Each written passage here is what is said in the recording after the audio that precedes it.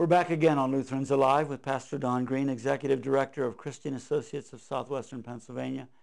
Don, thanks again for taking the time to be with us. It's always good to be with. And for addressing a level of conversation that probably doesn't get talked about a whole lot. But I think as we look at the long-term prospects of our region and of the possible presence of the Christian message in our region, very important questions to be asked and very important things to talk about. Before the break, we were talking a little bit about the difference between the tactical administration of the ongoing life of a synod or a diocese, as opposed to the kind of tactical or strategic, I guess would say, Yes. Thinking and planning about the presence of the church in our region. What more would you say about that? All too often, we've worried about keeping our denominational franchise open in a particular community. And our churches have become nothing more than a Sunday morning worship center and then are locked up the rest of the week. And as congregations can't afford a pastor, we do all sort of creating, circuit riding, 2- and 3-point parishes, but the pastor never has a chance to get rooted in a community and minister to the needs of those communities.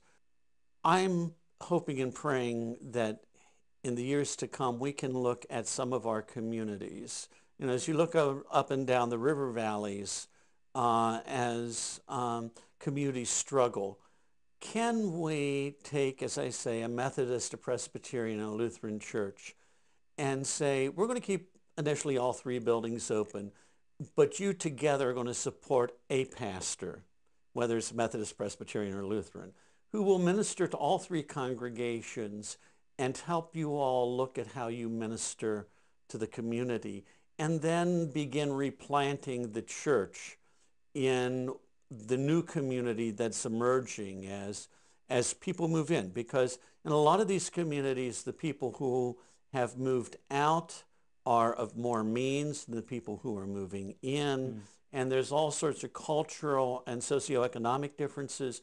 But to say, let's make sure that there is a pastoral presence in every community and work cooperatively so that there is strength to our witness and not weakness of survival and maintenance. There's a very different feel to those different kinds of approaches or experiences, that's for sure.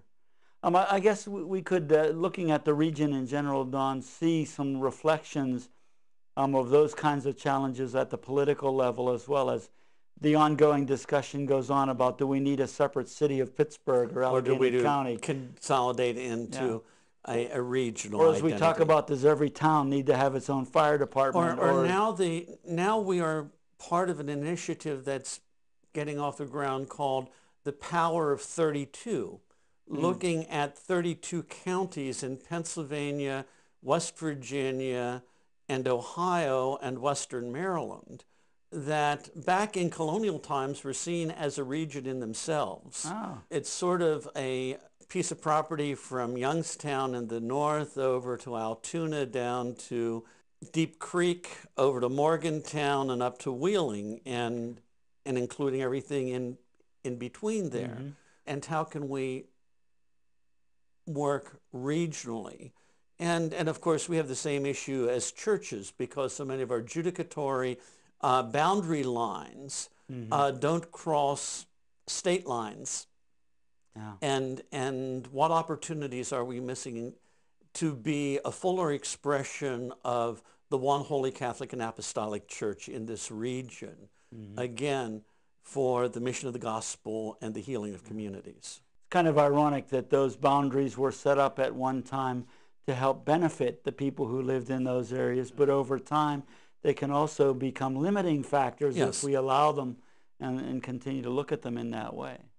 Some years ago, there was a book written, It's a Wonderful Time to Be the Church, by one of our former presiding bishops, H. George Anderson.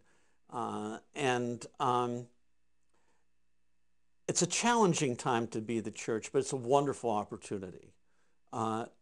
people who don't know our Lord, people who are hungry for a sense of purpose and direction in their life, people who are carrying all sorts of anxieties and burdens about the way they've lived their life and the need to find forgiveness and reconciliation and a new start. Mm-hmm. And the challenge for we who are Lutherans is to get out of our quietism and to begin sharing our personal stories about who Jesus is in our lives. Mm-hmm. And that's partly why we're here and existing as a Lutherans Alive program, to help be that kind of a voice. One of the things you're kind of describing or talking about is a unified voice for the region. I think we would be remiss if while you were here we didn't say a word of thanks that Christian Associates helps to provide the visual presence for that voice on the local networks, and we appreciate having an opportunity to be a part of that. We're glad that the Lutheran Synod and Lutheran Live are part of our television ministry, and we look forward to the continued growth of that ministry, not only in the city of Pittsburgh, but regionally. And hopefully there are ways that we can continue to explore and expand that common voice. That's right. Can be supported and to be communicated together. I know you're personally involved in the devotional aspect and the planning, that you have a significant presence in the administration of that, and we wish you God's blessings and continued success. We need your prayers. Together, hopefully we can continue to do that. I think that's another area that we would, I think, benefit by and would be a blessing to the individual members in our local congregations if we did more praying for each other.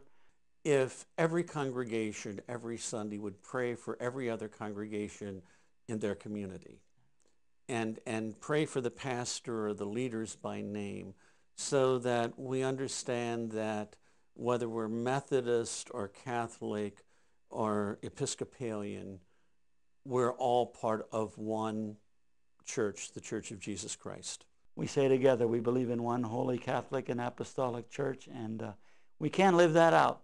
Don, thanks so much for taking the time to come in and sharing. Good to be with you. Of your Glad ministry. to be able to share Christian Associates' story with our Lutheran family. God's blessings to you. And God's blessings to you as you have watched today's Lutherans Alive program. We hope you've enjoyed this opportunity to experience a broader perspective of the Christian church in our region, and that you will take up the challenge to be in prayer for local leaders and for the church in its broadest sense. Until next time, this is Lutherans Alive. Good day, and God bless you.